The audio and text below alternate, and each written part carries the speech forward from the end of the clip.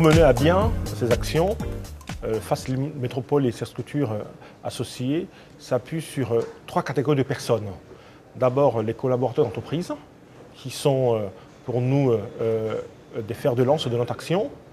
Ensuite, une équipe de permanents, qui sont la cheville ouvrière de nos actions, et des partenaires avec lesquels nous collaborons, tant pour repérer le public que pour les accompagner.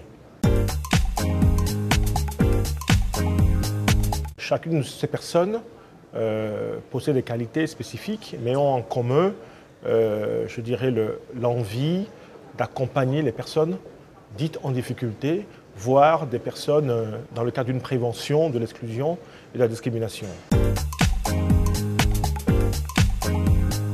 Les collaborateurs d'entreprise nous apportent trois choses. Tout d'abord, leur savoir-faire. Ils nous apportent également, je dirais, leur envie d'aider les autres. Il me semble qu'aujourd'hui, pour agir contre l'exclusion et la discrimination, personne n'en a le monopole. Et les entreprises ont leur jeu à jouer et les collaborateurs encore plus.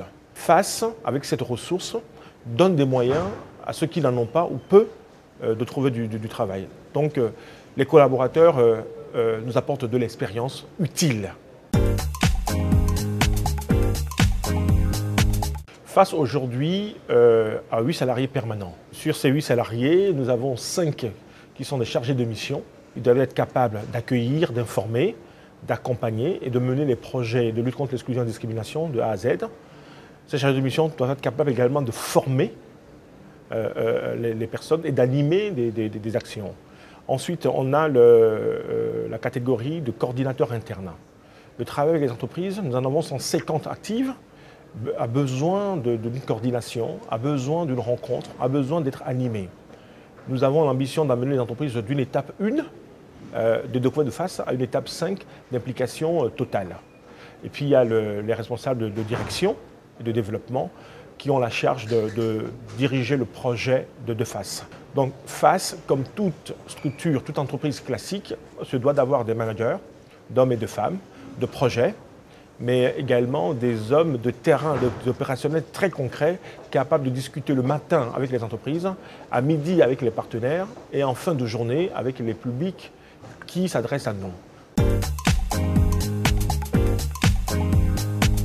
L'année 2008 pour moi est une année de transformation de FAS.